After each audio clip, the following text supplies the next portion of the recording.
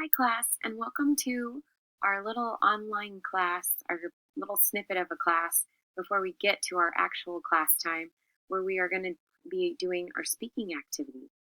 Before we do our activity, I wanted you to look at this video so that you kind of understood a little bit and got a kind of a feel for speaking. So today I'm just going to go over some of the points and in this video and just let you know kind of what we're looking for the during the speaking time. But when you get to class today, you guys are going to be broken up into not two groups, but into partners. And I want you guys to work on speaking to one another. You are going to I have some poems out and I have some stories out, and I would like you to pick one, and I want you to read with your partner back and forth and do some of the speaking that we're talking about, some of the activities, and use some of the points. Actually, I would like you to use almost all of them or all of them if you can. So let's start with our little video we got going on here, and then you guys can, when we get to class, if you have any questions, you can certainly ask.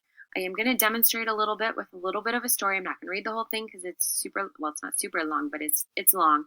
But I want you just to get kind of a feel for it so that when you guys speak and record yourselves, because that's what we're going to do, you will understand what we are looking for.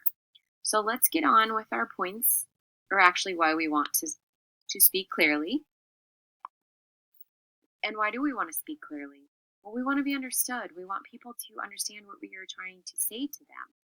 We want people to understand our point that we are trying to make. So we want to speak clearly so that everyone can hear us and understand us. Some of the 6 things to remember when you are speaking to others: poise, voice, speed, gestures, eye contact, and life. All of these things are things that you can use when you are speaking just in everyday life, but you also would use them if you were speaking in front of a group, or in our case, we are going to record ourselves on video. So you want to use these as if you were speaking to a big, broad audience. So let's start with poise. Poise. It's how you want to appear. You want to appear calm, confident. You don't want to be distracting. You want to get up there and say, hey, I'm here to do this. I'm going to do this great. I'm going to read you my poem, and it's going to be awesome. So you just want to have some confidence. Voice. You are going to speak very clearly. We want everybody to be able to hear every word. You don't want to slur your speech. You want to enunciate and have every word be very clear. You also want to use the right volume for where you are. So if you are in a gym and everybody way back in the corner is trying to hear you, you want them to be able to hear you. So you're going to have to use your big outside voice. But if you're in the library, you'd want to use your inside voice. So when you're speaking, sometimes you will have speakers have a microphone on, so you wouldn't have to yell. But if you don't have a microphone, you would talk in a very loud voice so that people can hear you. Speed. We don't want to talk super fast. So if you talk super, super, super, super fast, nobody can understand you. But you want to talk, and you don't want to talk super slow. If you talk super slow, people will get bored and fall asleep. So you want to talk at a regular pace, but you want people to be able to understand you and kind of find that happy medium where they're not bored, but where they can understand you. Gestures. Gestures is one that you will probably use today because we are video recording. It's kind of hand motions. It's kind of using your body to help tell the story. I am doing that right now with my hands as I'm talking to you. You also want to have an expressive face. You want to basically tell your story with your face and your actions, along with your voice and your speaking ability. And eye contact. This is important in everyday life, no matter what you do. It's very important with any type of speaking. Even if you're talking to your friends, you want to look them in the eye. You don't want them to be looking off. You don't want to be looking off on the ground. They might not trust you, or they might get bored and just walk away. So you want to make eye contact with your audience. Try to look at every person in your audience. Now, granted, if you're giving a huge, huge speech, like at graduation, there's like 5,000 people there. It's going to be a little hard to look everybody in the face or in the eye, but just make sure you're looking out into your audience. Yeah, and the last one is life. And I love this one just because you want to express passion and emotion with your voice. You don't want to just be saying, "Hi, I'm here. My name is Dawn, blah, blah, blah." You want to put emphasis into things. You want to put life into it. You want people to want to listen to you speak. So with that, I want to do a little bit of reading and show you guys kind of what I think would be a good way to put some life into your stories and your poems. So I'm going to read you a little bit from it's The Great Pumpkin, Charlie Brown.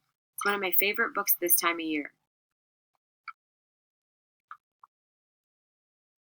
It was a brisk autumn day, but it wasn't just any autumn day. It was Halloween. Charlie Brown was busy raking leaves while Snoopy was busy playing with them. Lucy stopped by with a football. "How about practicing some plays, Charlie Brown?" asked Lucy. "I'll hold the ball, and you come running and kicking." "You must think I'm really stupid," replied Charlie Brown.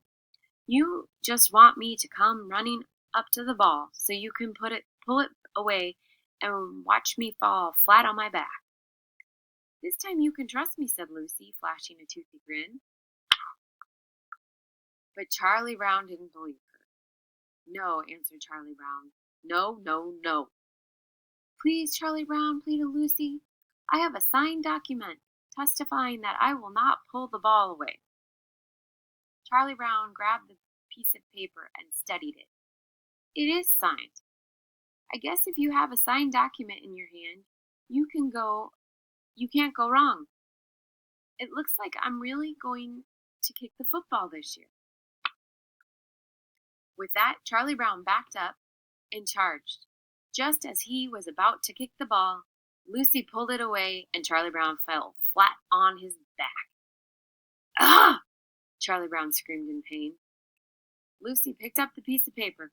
Funny thing, this signed document was never notarized. Students, did you see how I kind of changed my voice in there? And like when Charlie Brown fell, I went, "Ugh!" I made those noises because I wanted somebody to be interested if I was reading the story. This is kind of what I want you to do with your speeches and your readings. I want you to just put some life into them. Make the person interested that you're telling the story to. You know, I read every day to my kids, and I just make it fun for them because they love story time. They want to go to bed so that they can hear the story. So just make sure that when you guys start to do this assignment, when you're back in the classroom, that you remember your points. And like I said, I know some of them you won't use a ton, especially like it's going to be really hard to look somebody in the eye when you're looking at the video recorder because you don't really have an actual audience. But you want to look directly into the camera. And when you're practicing with your partner, also look them in the eye and read it to them to make them interested in your story. So just remember these things. And if you have any questions when we get to class, we'll go over them. But and don't be too upset about making mistakes. Even when I'm talking to you, I'm making some mistakes too, and it's not going to be perfect. But that's okay. We're learning from it, and that's what we want to do to become better speakers. So I will see you when we get to class, and we're going to have a fun day. And I hope you enjoyed this, and it will be a fun lesson, I'm sure.